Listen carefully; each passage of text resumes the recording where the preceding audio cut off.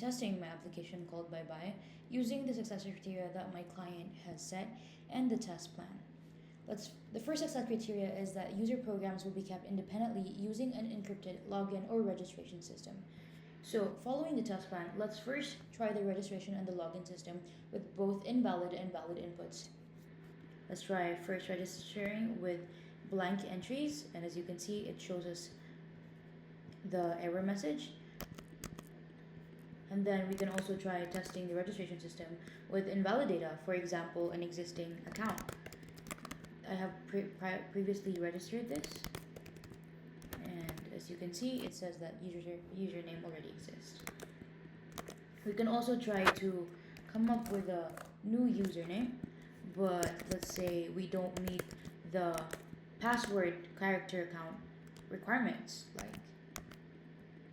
and again it tells us that we need to have a password that's longer than 6 characters.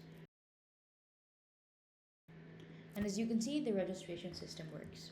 Now let's sign out of this application just to test out the login system, again with empty fields. And let's try an invalid input, let's say wrong or a random account. And as you can see, it says that the username or password is incorrect. Now let's actually try to log in with a existing account, and as you can see, the login system works. I just wanted to point it out as well that if you're in the intro screen and you choose the register and you change your mind, you can still just go to the login section here through this button, or vice versa. Now let's go back to logging in with an existing account and testing the application. As you can see, the first success criteria is met. The second success criteria indicate that the learn screen flashcards should display both the Baybayin and the Tagalog characters. And let's say we want to test number 9, which is the flashcards display. Here it's, let's say we want to learn the vowels in the Tagalog alphabet, and if you click on it, it shows you the corresponding Baybayin script.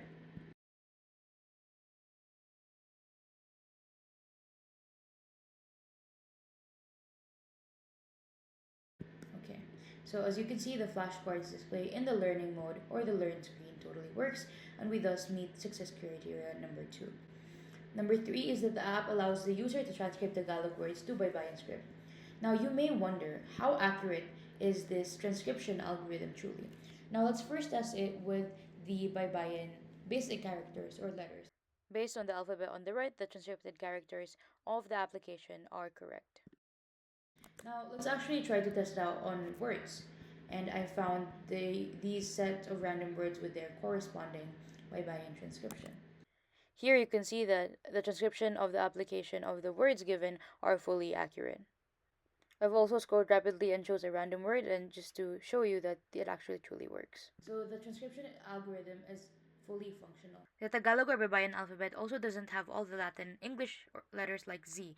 Thus, the app also shows an error message for these cases. And thus, we see that we meet success criteria number 3. The fourth criteria is that the app allows the user to copy the transcripted word to their clipboard. So let's try to test out with A. And when we click this, it says that Baybayin script is copied to clipboard, and let's say we want to type it here somewhere, and I click Command V and we have it in the clipboard. So we see that success criteria number 4 is met. The fifth success criteria is that the app allows the user to store or save a flashcard for later reference or memorization. The save functionality comes in. And as you can see, there is no saved cards as of now. That's a good thing because it meets one of the tests that if ever the saved cards set is empty, that it tells us that it is truly empty using a pop-up. Now let's go to, let's say, learn screen and save a few words.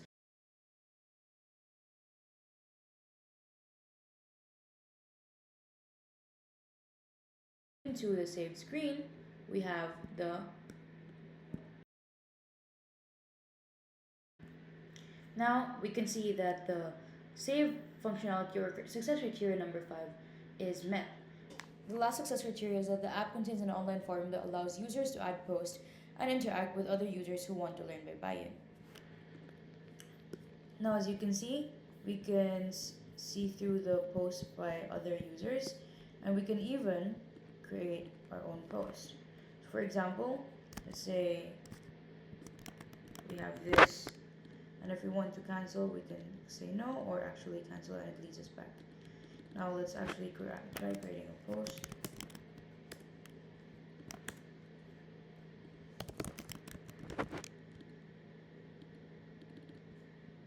As you can see, the post is now here.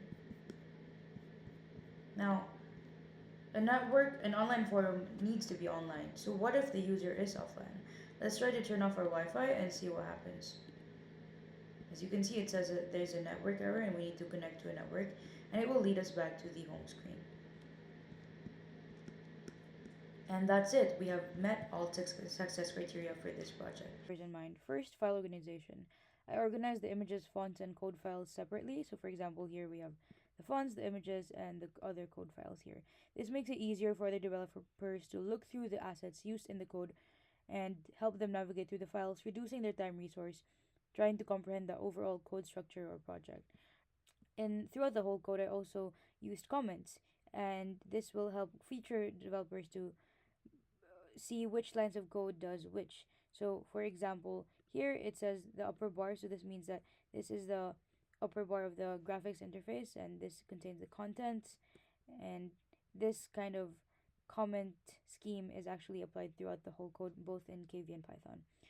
I also followed coding best practices in naming variables or objects in the code.